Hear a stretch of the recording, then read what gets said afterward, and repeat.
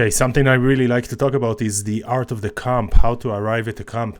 For myself, as a business of rehabbing houses and selling for them for a profit, the number one most important thing in that business is to understand the comp. What is the comp? The value of the house, or future comp in my business. What is it going to be worth when we fix it up? So I want to bring it over here to you, to the seller, to understand a little bit of how we arrive at comps, and you can learn from that. So step number one, and this is part A. We're talking about principles, important principles that you have to start and base everything from. And from there, we can move on to part B and show you examples and look at the MLS and look at what we're, actual houses and values. So the main principles are this. Number one, you need to find as many comparable houses to you, to your house, that have sold recently, preferably 3 months, if not 6 months, and if not more, depending on how many comps you can find, is where you are. Meaning, if you find enough comparables in the last 3 months that have sold in the last 3 months, beautiful. If not, you go further. And it's the same with everything else. So distance, the closer the other comparables to your house, the better. If you find enough in a half a mile, beautiful. If not, go to a mile. If not, you have to go more. The more you expand it, though, the less accurate the comp would be, because there are more variables.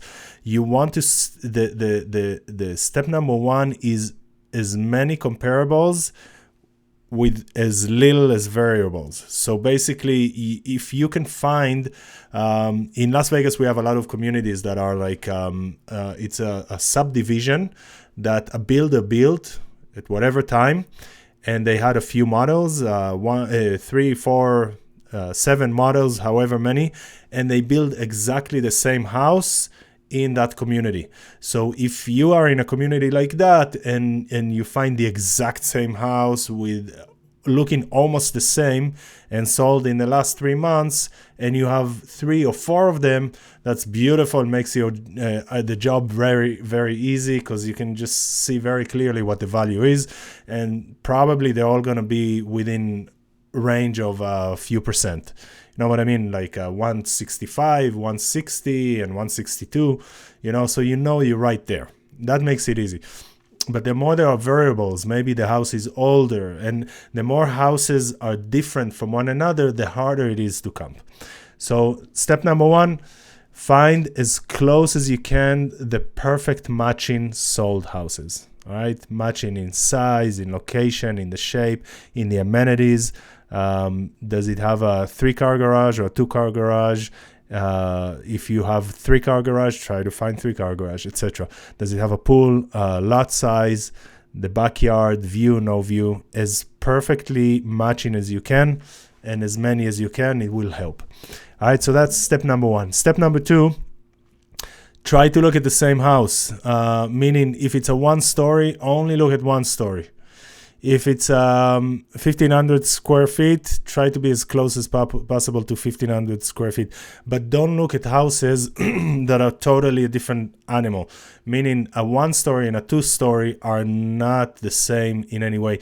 Usually a 1-story, here in Las Vegas, it's approximately 20% more. So a 1,500 square feet 1-story should have a value of easily 20% more than a 2-story 1,500 square feet home. So when you're doing the comps, look only at the same style house as much as possible. Number 3, go through 5 to 10 close comps. After looking at them, you look at one after the other, and as you're looking at one, you start to formulate a number in your head. So let's say you're looking at a house, it's very similar, but it has a pool and yours doesn't have a pool.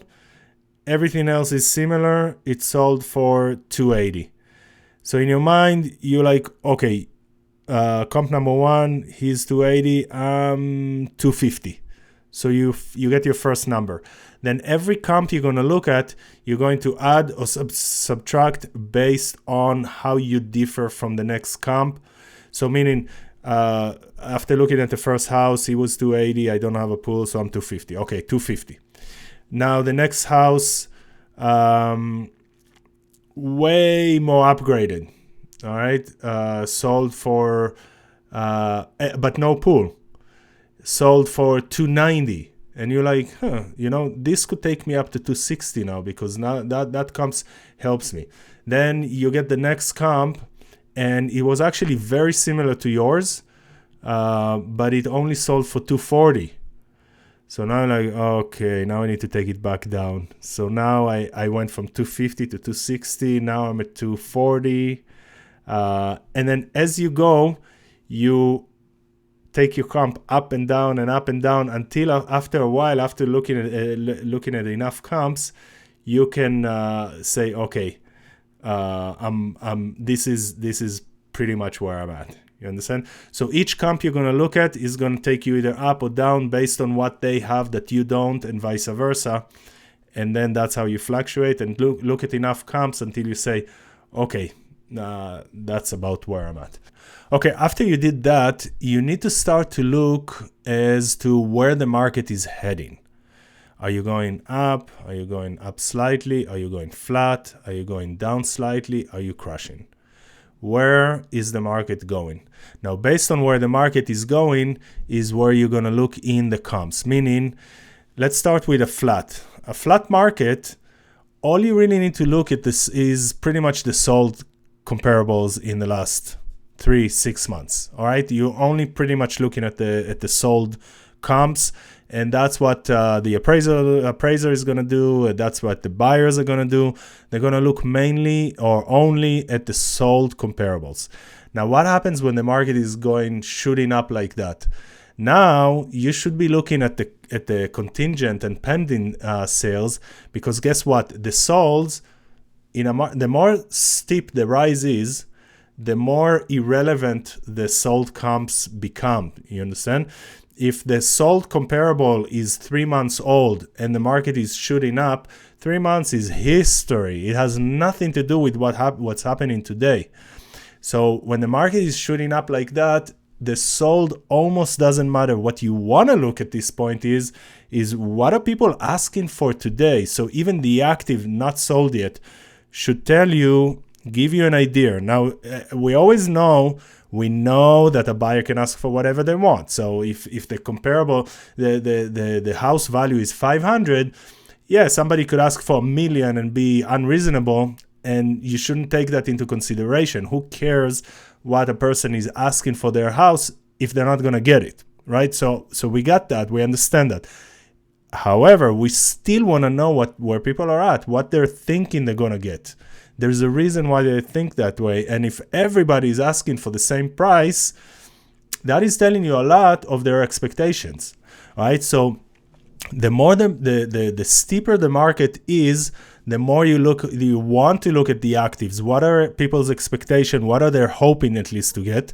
And then also the pending sales and the contingent sales, that shows you more real live pulse of the market than the solds. The solds are prehistoric at that point. Okay, so it's very important to know where the market is going, and based on where the market is going, are you looking only at solds? Are you looking at active? Are you looking at pending, contingent? Also, so again, flat is mainly solds. Going up, and let's say up significantly, more and more important become the active and pending. Going down or crushing, again, more and more important are going to be the active and the pendings and the sold. So when we're crushing, the worst comp, the lowest comp, let's say there was a bank-owned property and it was destroyed, it was horrible. But even though everybody was getting $250,000 for their home, now because of this one that was in terrible shape, only got $220,000. In a market that is crushing, the problem is the buyer is going to want to only pay that price. The buyer is not going to say, oh yeah, but it was destroyed and it was in terrible shape and really we should be paying $250. They're not going to think like that in a market because everybody is panicking. When the market is crashing, the buyer is scared. They're thinking they don't want to overpay. They don't want to pay yesterday's prices. They want to pay the bottom so that they don't lose further. They want to minimize their risk. So as soon as, even though everybody was selling for $250 for a year, but the market is crashing and now there's one that sold for $220, guess what? The buyer is going to want to pay $220. All right. So it's very important, and it's important also to look at them. So in a market that is crashing, you're almost looking at the worst case scenario, the lowest comp, and that becomes the comp. And you also want to see what's happening in the market today. What are people willing to sell? So the active listings, you may see that already 3 houses are offering themselves for $220, $225. And you kind of know that that's where you're going to need to be if you have an average house. If you have a tremendous, beautiful house, you can be however much above that, but not too much anymore. So you need to take that into consideration. So after we looked at the comparables and we saw what other things are selling, we need to know where is the market heading and where to give more importance. Are we looking only at the solds? Are we looking at actives, on pendings, etc.? So personally, I really like the no-brainer parameter. I ask myself, in the condition that the house is in, what's going to cause to sell it every day of the week? And there's always a price for that. You can find a price that based on the condition of the house, any day of the week, a no-brainer price. So I like that price even as a base, a place to start with. Now, there usually is, you can have the no-brainer price, right? Any day of the week. The probably price, this is a no-brainer. We can probably, however, get this. And then there is the hopefully price. Hopefully, if everything goes right and the market is going up and this and that, and we find the right buyer, hopefully, I think we have a chance at reaching that. So you got hopefully, we have a chance, probably, and no-brainer. So as a side note, for me as a business, when we buy houses to fix them up and sell them for a profit, we like to base our calculation starting from that no-brainer price and work ourselves up. For us, though, in our business, sometimes it means that we're not going to get the house because other buyers are looking at the probably price or even sometimes at the hopefully price. And that means they're going to pay more and offer more. And if we stick too much to the no-brainer price, we could price ourselves out of the market, for all the houses. So you need to find the balance. But that's a side note for my business. Back to you as the seller. So we touched before about the idea of when a market is falling, that the lowest and most recent comparable or comp becomes the value, the comp, what the buyers are wanting to pay. In a upswing market, though, let's say the other extreme, the super hot market, it's the other way around. So the top comp, at least for houses like we make them look so that they're like the top of the line, then that becomes our number. So if somebody got $375 and I know I can make the house look at least as good, if not better, then that becomes my comp. But if the market is flat though, and one property sold for $375 but everything else sold for $350, I can almost throw that number out. There was something that both for myself as a seller, the buyer is going to say that, the appraiser is going to say that, everybody's going to say, yeah, but everybody's selling for $350. I know that for some reason, the other seller sold for $375, but we're going to throw it out. So in a flat market, you kind of throw out the extreme. In a super hot market, the top comp can become the comp, and in a crashing market, the lowest comp can become the comp. So that's very important. As always, you need to know which market you're in. Are you in this market, or this market? Lastly, I have here, if you have a similar property that is not selling, try to find out why. Many times when we do comps, we say we did what we said. We look at the different comps. 265. Actually, based on this, we're 240. Based on that, we're 250. And after we played, okay, I think we're here. But then all of a sudden, you're like, but there's exactly the same house and it's exactly the same price, and it's sitting on the market for 2 months and it's not selling. Why? You're gonna have to find out why, because guess what? If you can't find out why, there's a problem. So now you're doubting yourself. Maybe I can't sell for 250. Maybe something's happening. Maybe there's something. For example, there's a community here that we know of that had an issue because they're gonna build like apartments in the middle of this high-end community. So this is news that affect the sales. Now, if you see that all of a sudden houses are not selling, you have to ask why. If the answer is, there's something that's happening, bad news.